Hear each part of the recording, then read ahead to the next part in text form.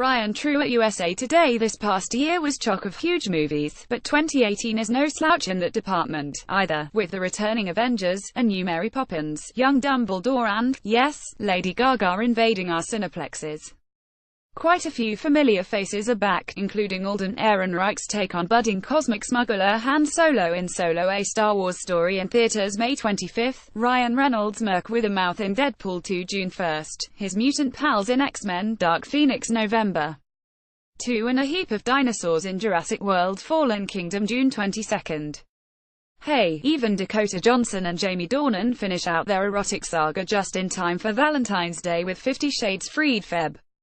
9. More fans pick Avengers: Black Panther as 2018's most anticipated films. Here's a sneak peek at 10 of 2018's most must-see movies. Black Panther Feb. 16. Chadwick Boseman's Wakandan King T'Challa is the masked star of the show, but he's surrounded by warrior women just as skilled as he is. Okoye, played by Danai Gurira, heads Dora Milaje, T'Challa's personal security force, while global operative Nakia Lupita Nyong'o is a war dog. She's very passionate about her work. Nyong'o says, Nakia's relationship with T'Challa is significant, she teases, and when opposing forces challenge his reign, she has to decide where her allegiance lies and what comes first. Okoye's loyalty to Wakanda and its people drives everything about this traditionalist with a wry sense of humor. It's her job to take care of it, and she takes that job seriously, says Gurira, adding that Wakanda is an astoundingly cool place. It's a world that is utterly plausible and tangible and yet a little larger than life at the same time. Red Sparrow March 2. Jennifer Lawrence stars in the spy thriller as Russian intelligence operative Dominika Egorova, who fosters a complicated relationship with a CIA agent Joel Edgerton. But unlike, say, James Bond, Dominika gets pulled into this world against her will. The former prima ballerina suffers an injury, becomes the newest recruit to Sparrow School, and is trained to be a deadly seductress. I'm attracted to lonely, isolated characters on lonely, isolated journeys, says director Francis Lawrence, who also helmed 3 of Lawrence's 4 Hunger Games films. But I also really like when characters are in a dilemma where the audience can sit back and imagine being in the situation themselves. There are elements of her story that allow us into the spy world in a more personal way and not a political way. That emotional pull differentiates Red Sparrow, as does its tonal qualities. It's a bit audacious, a little perverse, a little scary and very tense. A Wrinkle in Time March 9. Director Ava DuVernay's adaptation of the classic children's sci-fi novel casts 14-year-old Storm Reid as Meg Murray, a young girl who goes on an epic adventure through time and space searching for her astrophysicist father Chris Pine. It's a quest she isn't ready for. Meg is very timid and just doesn't feel like she's worthy. She doesn't really have any self-love, Reid says. She's doubting herself and obviously very scared. I would be scared, too. That's why 3 colorful travelers are key to Meg's mission and her blooming confidence. The kind Mrs. Which Oprah Winfrey, the wise Mrs. Who Mindy Kaling, and the grandmotherly Mrs. What's-It Reese Witherspoon. Through the youngster's journey, Reid adds, she becomes one with the light in the universe to be able to connect with her father and becomes a better Meg to be able to save the world. Ready Player One March 30. Steven Spielberg helped define the 1980s, and that's the nostalgic era beloved in the dystopian 2040s in his retro sci-fi fantasy based on Ernest Cline's novel. The director describes it as a cautionary tale but also an exhilarating adventure. The 80s had a refreshing lack of cynicism, and in our story, that's what people are trying to return to. Spielberg says, in the real lives, they're living in a debris field of the first half of the 21st century. His protagonist Wade Watts as Ty Sheridan escapes into the virtual reality landscape, seeking a hidden Easter egg. Ready Player One also takes social media a step further in the relationship between Wade and fellow egg hunter Samantha Cook. Olivia Cook, you get to know their quirks, but you don't know who the person really is until you meet them in the real world.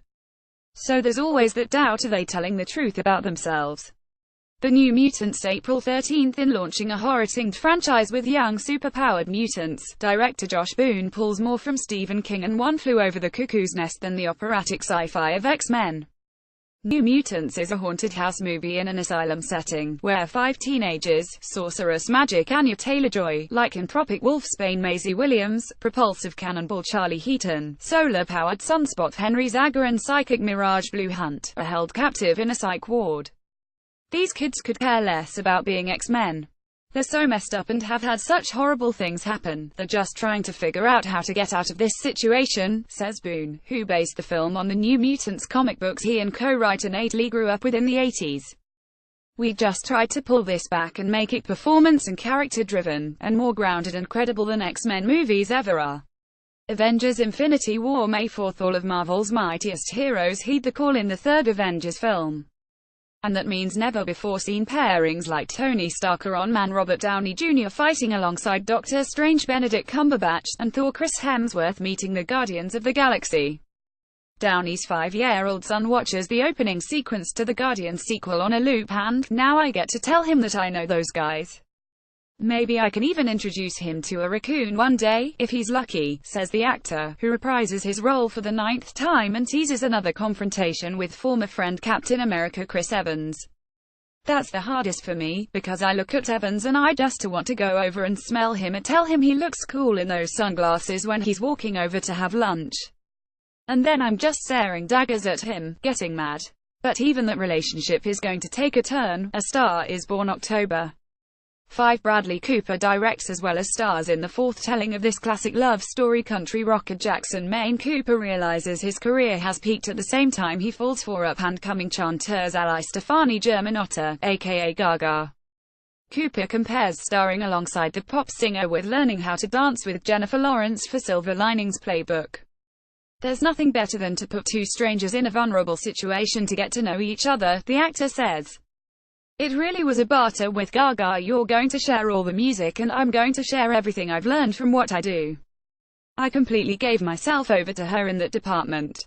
Cooper did all his own singing and went out of his comfort zone to figure out his on-screen musician. In so many ways, this is maybe the most personal performance I've ever given, but I really did escape into this guy, he says.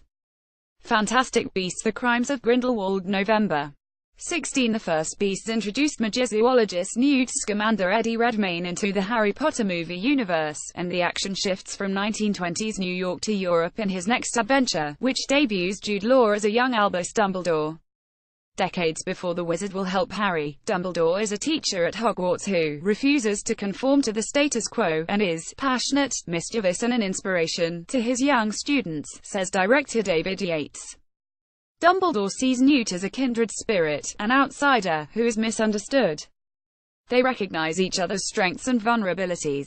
The heroes face a formidable foe in the Dark Wizard Gellert Grindelwald, Johnny Depp, whose dangerous ideology involves suppressing all non-magical beings, whom he views as inferior to wizards. Yates says, He's a charismatic figure who uses his undeniable appeal to inspire others to blindly follow his cause. Aquaman Dec. 21. Justice League only dipped into the expansive undersea potential for Jason Momoa's superhero, and director James Wan follows the epic ensemble with a solo film where Arthur Curry is caught between the surface and the watery kingdom of Atlantis. He doesn't quite fit in, but as the story progresses, he realizes he's the best of both worlds, says the filmmaker. Circumstances allow him to grow as a human being and then realize the bigger picture of it all and what it means to have these abilities. Designing Atlantis has given Wan a chance to make something that is from our planet, but at the same time, it's a visual we're not familiar with, and HES also unleashing some seriously bad guys. Chief among them Aquaman's arch-villain Black Manta Yahya Abdul-Mateen II, whose antagonism is very primal, that classic revenge story, Wan adds. I love the simplicity of that human drive. Mary Poppins Returns Dec. 25. Emily Blunt acknowledges that it's hard to put in words what it's like to play author P.L. Travers' iconic nanny, though joyful and utterly magical to come up in conversation. Julie Andrews played the role in 1964, and the flying umbrella passes to Blunt for a sequel set in 1930s Depression-era London, where Poppins revisits a now-grown Michael Ben Winshaw and Jane Banks Emily Mortimer when their family needs her again. Back in the day, a spoonful of sugar helped the medicine go down, but Blunt's Poppins hews more to Travers' literary character. I just loved how eccentric and wacky she is in the books, incredibly vain and rude to the children, Blunt says.